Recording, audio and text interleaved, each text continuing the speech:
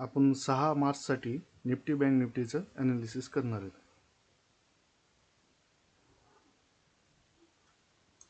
आज काल निफ्टीमध्ये एक अनडिसिजन कॅन्डल बनली होती. आपण सरळ काल काय सांगितलं होतं, अनडिसिजन कॅन्डलचा लो ब्रेक झाला तर आपण डाऊन साईडचा ट्रेड घेणार आहेत, हाय ब्रेक झाला तर अप साईडचा ट्रेड घेणार आहेत. लो ब्रेक झाला तर डाऊन साईडचा आपला ट्रेड बनला. तो कुडवर होता, आपला जो प्रिव्हियस वर्जिन CPR होता आपला ह्या तारखेचा सॅटर्डेचा 2 मार्चचा, जो वर्जिन CPR होता त्या वर्जिन CPR पर्यंत त्याला घेणं गरजेचं होतं. तिथूनच नंतर एक बाईंग आली मार्केटमध्ये.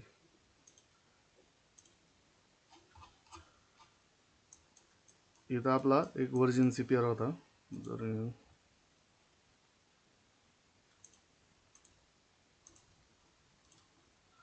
हा आपला वर्जिन CPR होता, तर तिथपर्यंत बाईंग आली आणि तिथून परत डबल मार्केटने अपसाईडला मोमेंटम सुरू केली आणि परत काय केलं, एक अनडिसिजन कॅन्डल क्रिएट केली. आता उद्याच्याला आपण ट्रेड कसं करणार आहेत निफ्टीमध्ये? काय सगळ्या सेलरचे SL ह्या झोनच्या वर असतील. उद्याच्यासाठी सगळ्या जेवढे बी निफ्टीमधले सेलर असतील त्यांचे स्टॉप लॉस कुठं असतील, ह्या आपल्या रेजिस्टन्स झोनच्या वर असतील.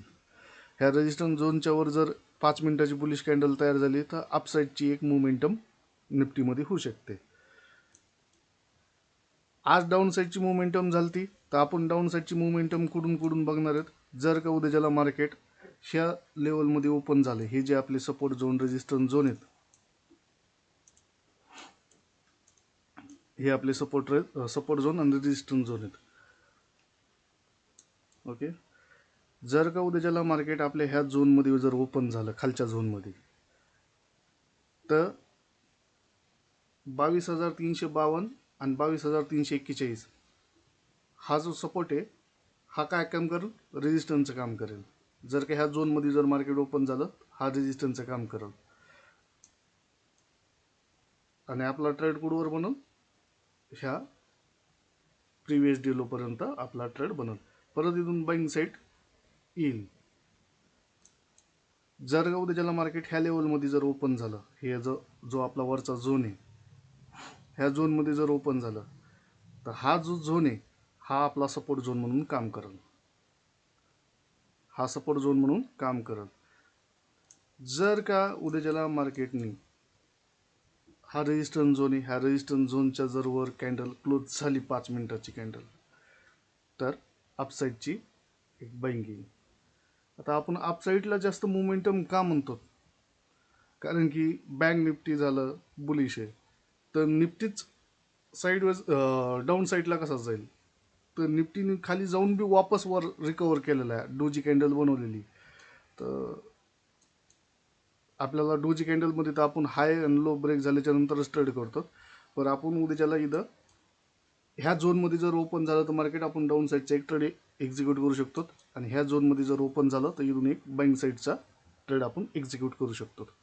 आणि ह्या झोनच्या वर जर मार्केट गेलं, एखादी बुलिश कॅन्डल बनली, तर आपण अपसाईडचा ट्रेड एक्झिक्यूट करू शकतो.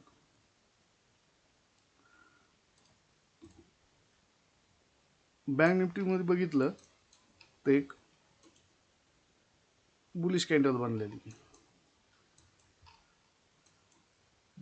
जे की प्रिव्हियस डेची अनडिसिजन कॅन्डल होती. आपले जे प्रिव्हियस डेचे सपोर्ट आणि रेजिस्टन्स झोन होते, त्या सपोर्ट झोन पाशीच मार्केट सपोर्ट घेतला आज आणि मार्केटनी अपसाईडची रॅली दिली. कालचा जो रेजिस्टन्स झोन होता तो रेजिस्टन्स झोन ब्रेक झालेला आहे. तर आता आपण बँक निफ्टीमध्ये फक्त अपसाईडचा विचार करणार आहेत उद्यासाठी.